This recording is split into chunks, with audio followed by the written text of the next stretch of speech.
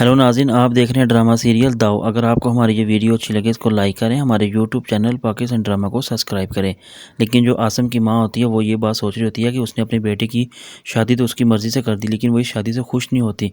लेकिन जो आसिम होता है वो नेहा के साथ शादी करके बहुत ज़्यादा खुश होता है और अपनी अच्छी ज़िंदगी का आगाज़ करना चाहता है। लेकिन नेहा भी आसिम को पसंद करती है और अपनी अच्छी ज़िंदगी का आगाज़ करना चाहती है। लेकिन कुछ ऐसी वजह होती है जिसकी वजह से वो आसिम की माँ वो इसको बिल्कुल पसंद नहीं करती। लेकिन वो आसिम से कहती है कि मैं अब बिल्कुल थक चुकी हूँ, मुझसे अब पाला नहीं जाया जाता और ना ही मैं करना चाहती हूँ। लेकिन आसिम जो होता है वो अपनी माँ से कहता है, ठीक है अगर आप नहीं जाना चाहती आप मुझे अपने प्लान के बारे में बता दें, हो सकता है आपके ज़हन में कोई बात हो। लेकिन जो आसिम की माँ होती है वो कहती है, मैं चाहती हूँ ये सारा काम अब नेहा करे। लेकिन जब ये बात नेहा सुनती है तो बड़ी हैरतज़दा हो जाती है, बल्कि वो ये काम तो करना नहीं चाहती लेकिन मजबूरी होती है।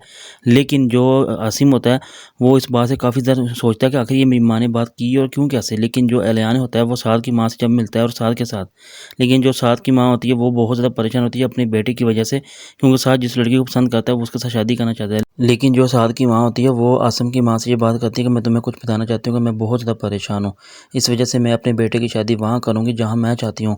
लेकिन वो जिस लड़की से प्यार करता है वो उसके साथ शादी करना चाहता है।